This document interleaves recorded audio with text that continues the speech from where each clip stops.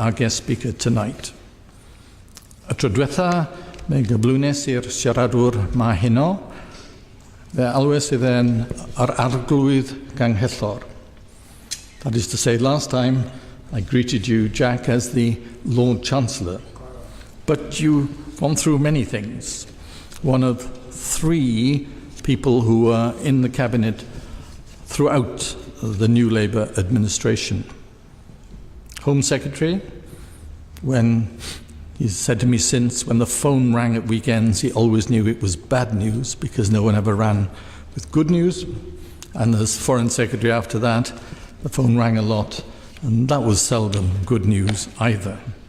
But you held those two great offices, went on to be Lord Chancellor, Leader of the House, and with great distinction, if I may say so, provided stability to both Labour administrations.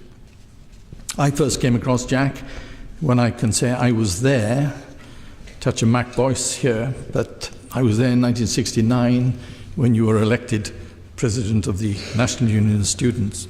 And in 1979, after Barbara Castle stood down, you succeeded her at Blackburn, and you're still the Member of Parliament for Blackburn 34 years on. So for longevity and experience, few can match this. For offices of state, virtually no one can, other than the distinguished Lord Callaghan, the late Lord Callaghan. But appropriate you should come back to Cardiff, where he represented us so well for so long. So it's my great pleasure now to introduce Jack and say that the format of the evening will be, when he's finished, I will have a question and answer session with him for some 15 minutes, and he doesn't know what the questions are, and then we'll throw it into a free-for-all. So I hope it will be as informed a discussion as I can muster on my part. But Jack, without further ado, the Right Honourable Jack Straw.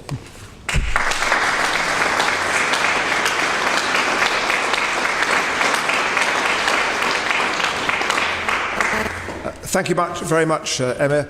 I apologise for the fact that I come from Essex, and therefore my comprehension of Welsh is limited. Some people say my comprehension of anything else would be limited because I come from Essex, but there we are. But whatever compliment Emma was making of me when he spoke Welsh, let me reciprocate it, because first of all, thank you, Em, for coming to the National Union of Students annual conference in Liverpool in 1969, and with a bit of luck voting for me. Thank you very much. And I didn't say I voted for you. No, you didn't say. Well, we'll talk about that afterwards.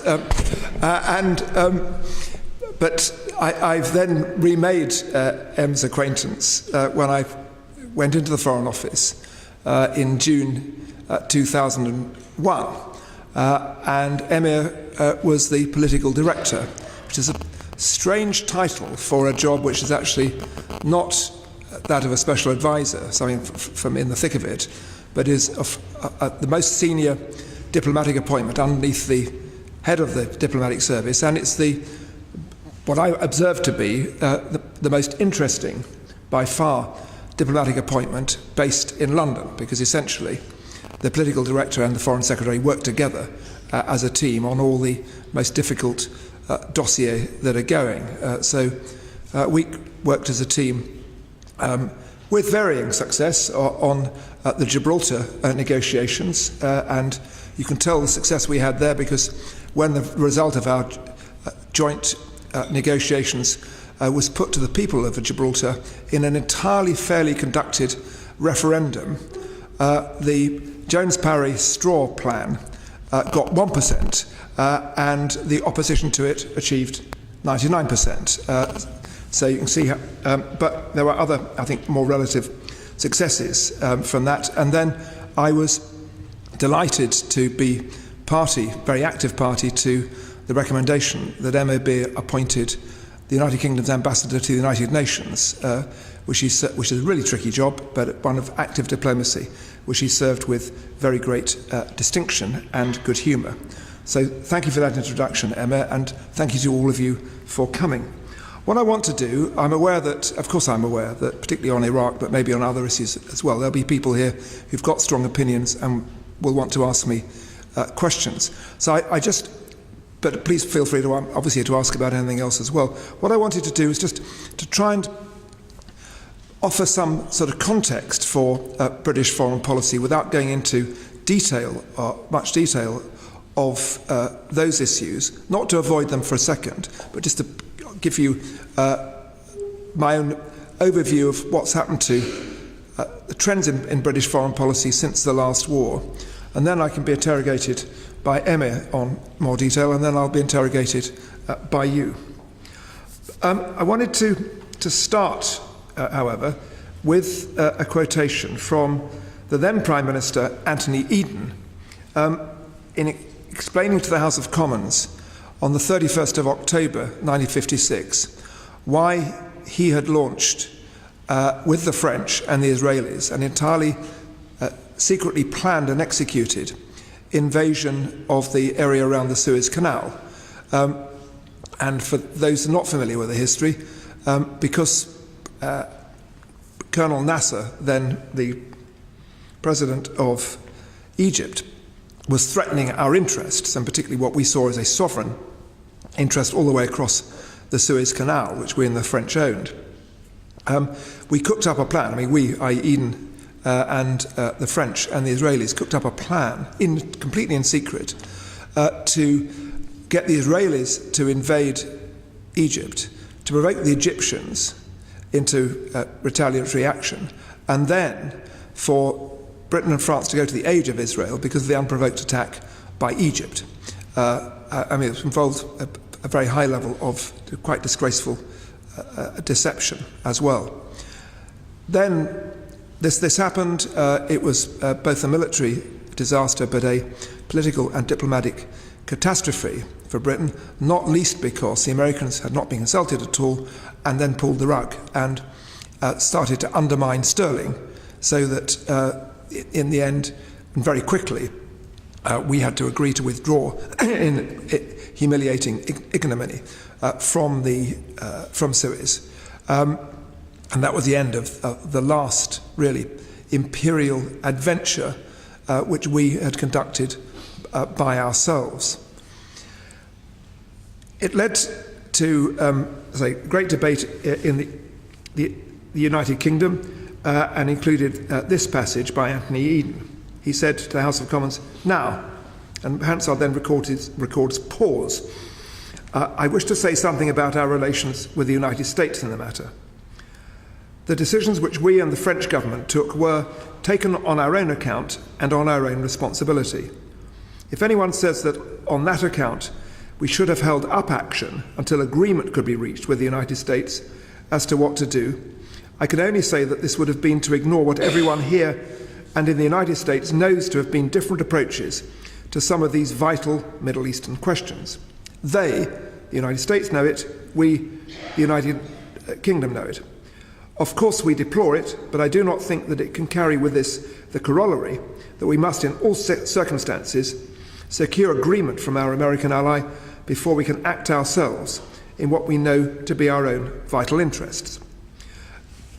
That was a pretty straightforward statement of fact, and it remains the case, and has to remain the case, that it's for the United Kingdom Parliament to determine its own national interests, ultimately, without reference to any other country.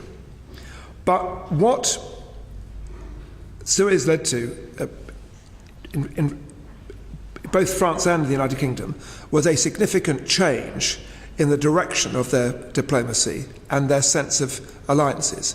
In France, it led to a reaction against the United States and a determination by the French that they would never be subordinate to the United States, and they would develop their own defence policy, and indeed they did. And only a few years later, they detached themselves from the military structure of NATO. For the United Kingdom, for one reason or another, the reaction was kind of equal and opposite, and it led to a view, a sort of starting point for our diplomacy, that we should never, ever again leave ourselves completely isolated from the United States. And we should consult them much more about what we were going to do. Now, this did not mean that whenever the White House said jump, we'd jump, and they said, no, don't jump. We weren't to jump. And over the intervening period, there have been occasions when the Americans have acted and we haven't, and vice versa. Most obviously with Vietnam, where the Americans wanted the Wilson government to send troops into Vietnam, but wisely Harold Wilson refused to do so. It also has to be said that there was no United Nations involvement at all in Vietnam. Indeed, the Security Council was virtually paralysed in that high period of the Cold War, and it would have been virtually impossible for Wilson to have gained any kind of parliamentary support for that. But he very commendably refused to get involved. In the early 80s, of course, we had the Falklands invasion, where I thought, and still think, the British government were entirely right to take action to repel that invasion. But it was one that, although the Americans were helpful behind the scenes, they wanted to keep out of and wanted to stay neutral. There was airstrikes on Libya, which the Americans were involved in, and we said no thanks, and there was their invasion of Grenada, where we did the same. But roll forward, but then you had Gulf War, first Gulf War in the early 90s, where we were involved with a large-scale alliance with the United Nations support. There was Kosovo in the late 1990s, where we needed the Americans, because by that state they had significant firepower, and it's my view, eternally to the credit of Tony Blair, that he went to the United States, made that Chicago speech to campaign to the American people, as well as through the media, to President Clinton, about the responsibility of the international community, not only to take action where their own self-interest was affected, which is always available, or where international peace and security were affected, which self-evidently it was in respect of Iraq, the first Gulf War, but also where there was an humanitarian catastrophe taking place. It was impossible to argue with what was going on in the Balkans that this was going to somehow affect stability much beyond the borders, because these are small countries consumed with their own internal conflicts. But people were getting massacred in their thousands. I mean, literally, there was ethnic cleansing taking place, as happened in Srebrenica, to the eternal shame, let me say, of European countries who sat on their hands over part of this. And Tony, eventually cajoled the United States into engaging in military action over Kosovo.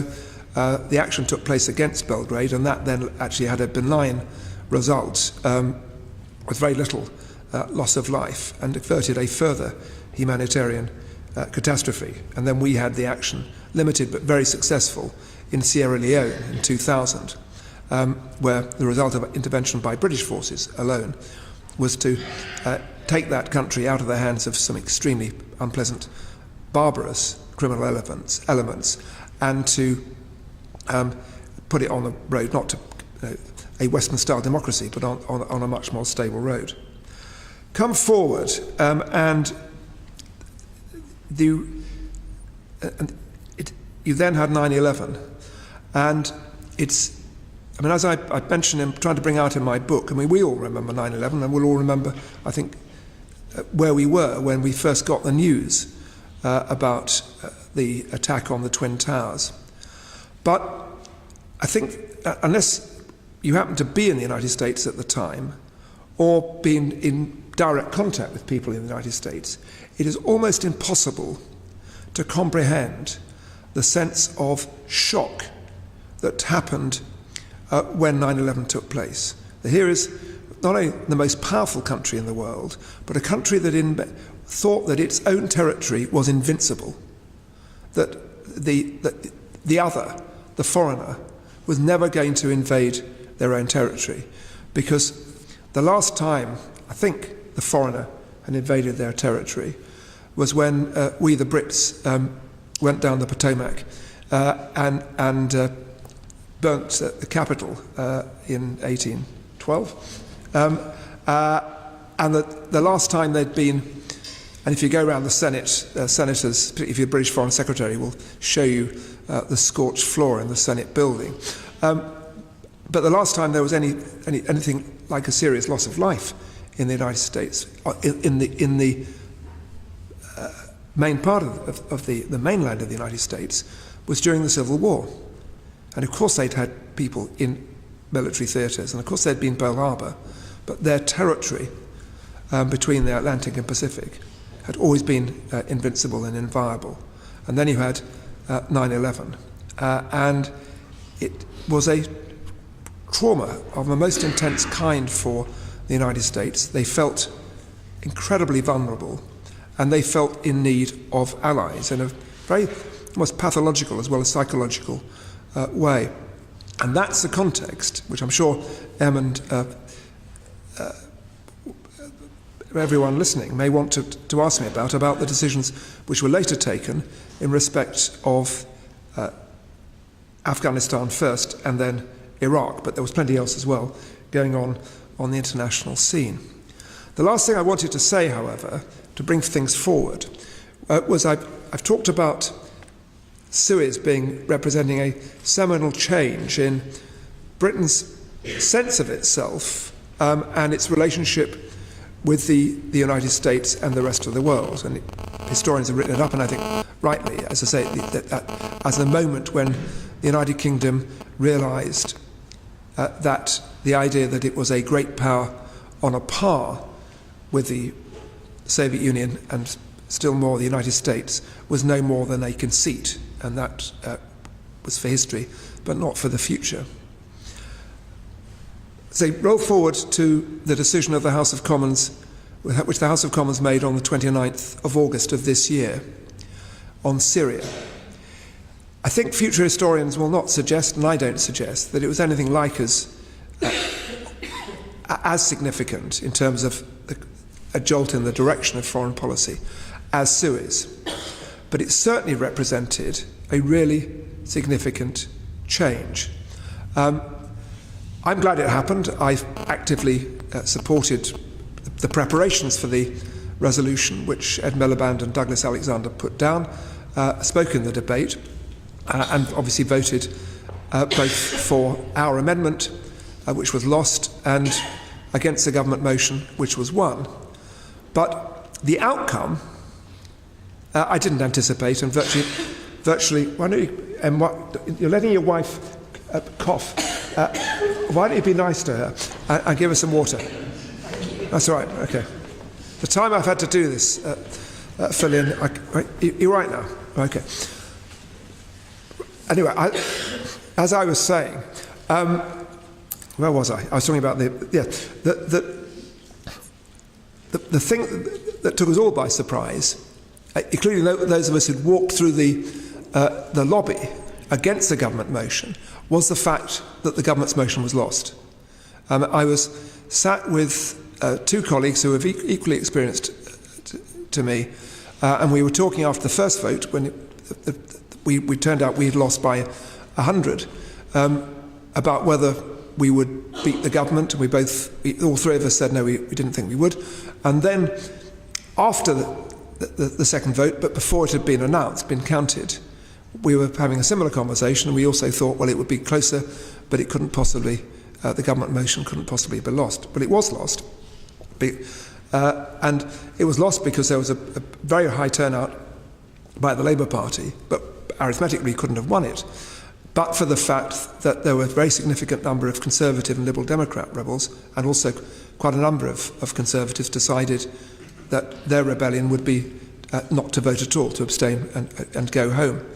And what that represented was a sort of sentiment in the House of Commons, unquestionably reflecting sentiment in the country, that Britain, the case that was being made for us to be involved in a further military action had not been made.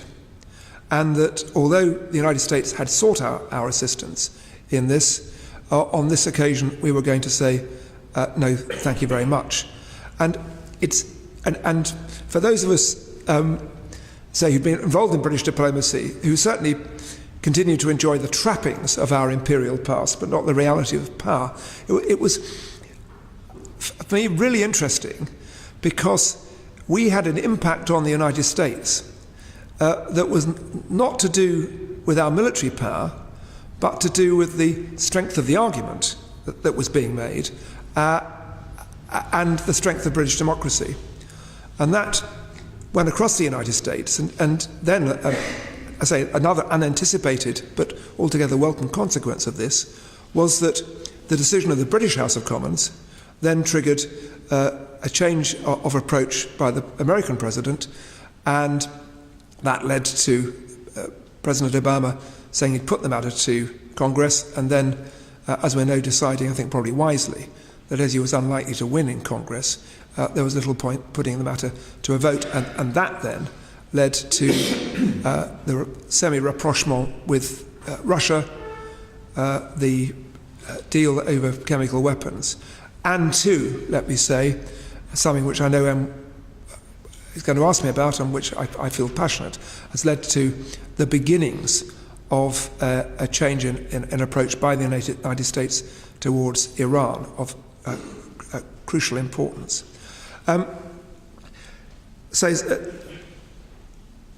as I say, it was not a significant moment as Suez, but I think historians will write it up as a pretty significant moment, and in between they will suggest that British foreign policy was prompted to a large extent by the United States.